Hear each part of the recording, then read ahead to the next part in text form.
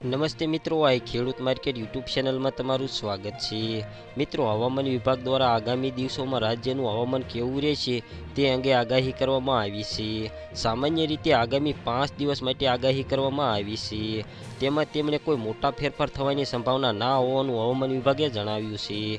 એટલે કે હજુ ચાલુ અઠવાડિયાના અંતમાં અને નવા અઠવાડિયાની શરૂઆતમાં ઠંડીનો સમકારો જોવા મળશે। શિયાળાની શરૂઆતથી શિયાળો ઉફાળો રહ્યા પછી જાન્યુઆરીની શરૂઆતથી ઠંડીનો અનુભવ થઈ રહ્યો છે। દેશના હવામાન વિભાગ દ્વારા પણ ઠંડીનું જોર રહેવાની સંભાવનાઓ વ્યક્ત કરવામાં આવી હતી।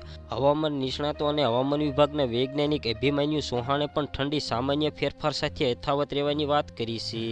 રાજ્યનું હવામાન 5 દિવસ કેવું રહેશે તે અંગે વાત કરીને અભિમન્યુ ચૌહાણ જણાવે છે કે ગુજરાતમાં આગામી 5 દિવસ મોટાભાગે હવામાન સૂકું રહેશે। આ સિવાય વરસાદની કોઈ સંભાવના નથી।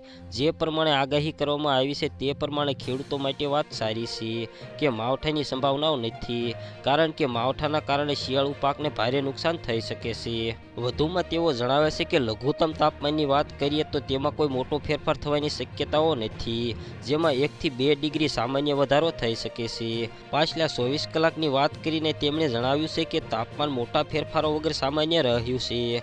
અમદાવાદમાં લઘુત્તમ તાપમાન 13.4 ડિગ્રી અને ગાંધીનગરમાં 11.5 ડિગ્રી તાપમાન રેકોર્ડ થયું છે।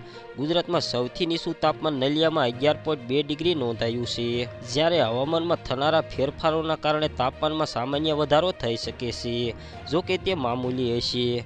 અત્યારે રાજ્યમાં ઉત્તર પશ્ચિમના પવન ફૂંકાઈ રહ્યા છે અને તેની ગતિની વાત કરીએ તો 10 થી 15 કિલોમીટર પ્રતિ કલાકની છે। મિત્રો, વિડીયો પસંદ આવ્યો હોય તો વિડીયોને લાઇક કરો, શેર કરો અને હજી સુધી આ ખેડૂત માર્કેટ ચેનલને સબસ્ક્રાઇબ ન કરી હોય તો કરી લો, જેથી નવા વિડીયો તમારા સુધી પહોંચતા રહે।